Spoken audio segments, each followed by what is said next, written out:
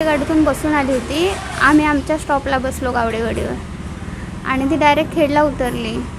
तिथेच मी तिला आवाज मारला, कशी आहेस काय विचारलं. ती बोलली बरी आहे. म्हटलं कुठे जातेस. ती बोलली चिपळूणला जाते. ती जाऊन गाडीमध्ये बसली.